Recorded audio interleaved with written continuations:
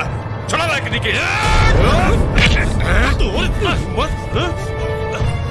अरे रुक, ये रिक्शा वाला के थाना ले जाके इतना मार की एकर हड्डी के साथ साथ ही घर के तरफ देखे कि एकर हौसला भी टूट जाए। ले जाओ एक राखे। चल।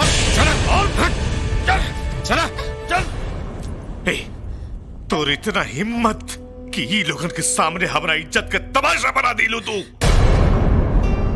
वो हमार बचपन के प्यार हवे पापा, इतना दिन बाद मिलल कि हमके कुछ होशे ना रहल। तू घटिया आदमी से तोहार रिश्ता ना हो सकेला, भूल जाओ ओकरा के। हम ओके कैसे भुला जाएं चाचा जी, जे के देख के हम ही सारा दुनिया भुला गई नी। राधा चुप हो जा। गजेंद्र, एकरा के हमरा सामने से ले जा, ले जा हमरा सामने से, ना तो हम भूल जाए कि हमार बेटी है। चल यहाँ से।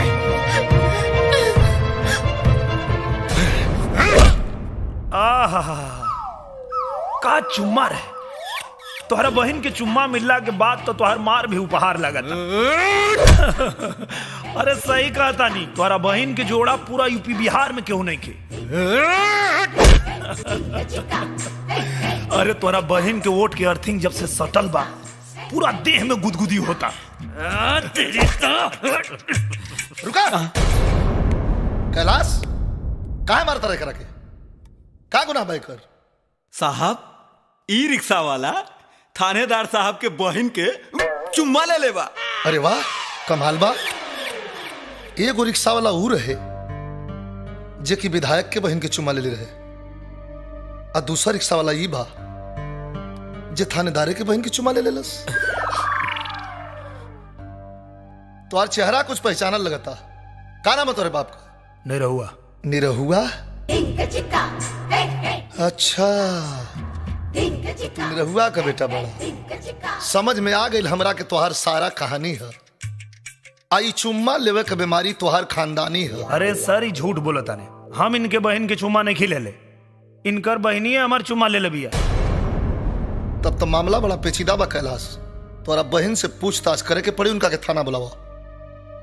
हमरा खानदान के औरत थाना में ना आवेली डीएसपी साहब। अच्छा, तोरा घर के औरत थाने में ना आवेली, आ एगो रिक्शा वाला के चुम्मा ले ली। तोहर बहन थाने में ना आ सकेली, तब पुलिस तोहरा घरे जाई और जाके उनका से पूछताछ करी। होश में रहा डीएसपी, पुलिस के ही मजाल कि हमरा घर में कदम रखे।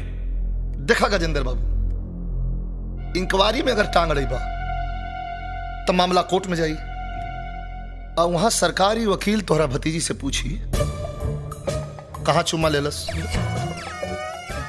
कैसे चुम्मा लेलस, कितना चुम्मा लेलस।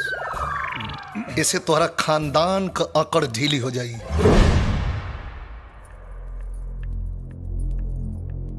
डीएसपी साहब आयल बाड़े इंक्वायरी करेला। भाभी, एकरा के अच्छा से समझा दा कि ओहनी के सामने अगर अपन जुबान खोलस तो हम एकर गर्दन काट दे। काहे कि एकरा जान से ज्यादा हमनी के अपन आन बान और शान के परवाह करीला, समझ लो। देखा राधा, ये लोग का कहनाम बा कि रिक्शा वाला तोहरा के चुम्मा ले ले बा, और रिक्शा वाला कह रहा बा कि तू ही अगर चुम्मा ले ले बाड़ू। का हकीकत बा, साफ साफ बताओ। तोहरा चुप रहला से एगो गरीब रिक्शा वाला फंस जाई, आ ये लोग एके जेल में डाल के सड़ा दे। साफ साफ बतावा।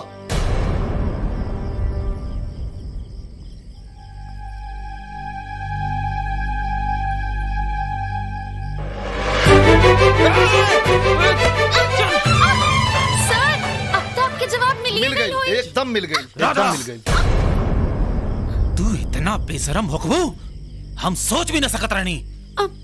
माफ करी चाचा जी, रहुआ कहले रहनी कि हम कुछ बोलब तो हमार गर्दन काट लेब, यही से हम कुछ बोलनी ना।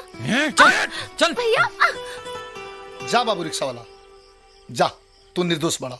जी शुक्रिया साहब। अब तो तुर जान जाई रे रिक्शा वाला। लागत मंत्री जी तू कबो मोहब्बत नहीं खकेले ना, तो तोरा की चुम्मा की कीमत मालूम रही। अपना महबूबा के एक दिन में 2-2 बार चुम्मा मिल गए। अरे अब तो जानो जाई तो कोनो चिंता नहीं के। हम तो जात बनी, लेकिन एगो बात हमार कान खोल के सुन लिया। ये रिक्शा वाला के गरीब जान के करा तरफ आंख उठा के भी देखला तो हमसे बुरा कोई ना हुई। बुरा वक्त अब तुहार आ गई डीएसपी। जाके अपन कफन के नाप ले ले, कहे कि अब तुर वर्दी उतरे के टाइम आ गई बा। ये 30 साल के नौकरी में तू पहला नेता नहीं खा जे हमरा के धमकी देत बड़ा। हम उहे हई, गोली पहले मारिला रिपोर्ट बाद में लिखेला। तोहरा मतिन कितना लोग आइल, केहू से कुछ ना उखड़ल, आ तोहू के जौन उखाड़े के हुई उखाड़ लिहा। जा भैया तनी तू याद करा, आज से 14 साल पहले जौना रिक्शा वाला के हमनी मरले रहनी जा, रिक्शा वाला वही के बेटा लगता। तबे तो हम सोचत रहनी कि रिक्शा वाला और ऊ बुढ़िया के हम कहाँ देखले रहनी। यूहे सपोला है जे की साला जिंदा बच गेल रहे। तू फिकर मत करा पापा, ये सपोला के फंता हम कुचल देब। ना बेटा ना, एकरा से पहले ऊ डीएसपी के कुछ व्यवस्था करे के पड़ी।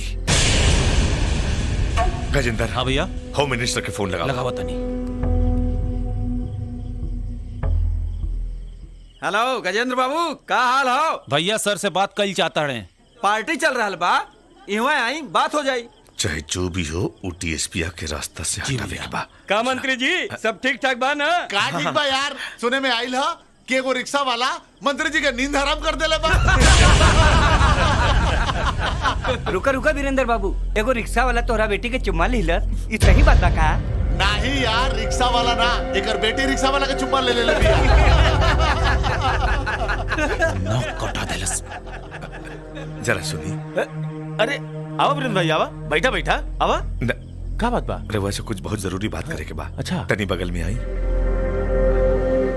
का बात बा बोला। ऊ चुम्मा वाला लफड़ा बा का? तू एगो रिक्शा वाला के नहीं निपटा सकेला? नहीं मंत्री जी, वो रिक्शा वाला के तो हम संभाल लेती, मगर बीच में वो सरवा डीएसपी आ गई। ओकर वर्दी उतारे के कौनो इंतजाम करी। ये कौन बड़ बात था? नाम बोला डीएसपी के। विजय लाल यादव। अरे यार, तू केकरा से पंगा ले लेला? ओकर हम का मुख्यमंत्री भी कुछ ना बिगाड़ सकेलन। काहे? अरे यार, उ जो डीएसपी बना, वो मुख्यमंत्री के साला हवे। ओकरा सामने तो मुख्यमंत्री के भी ना चलेला।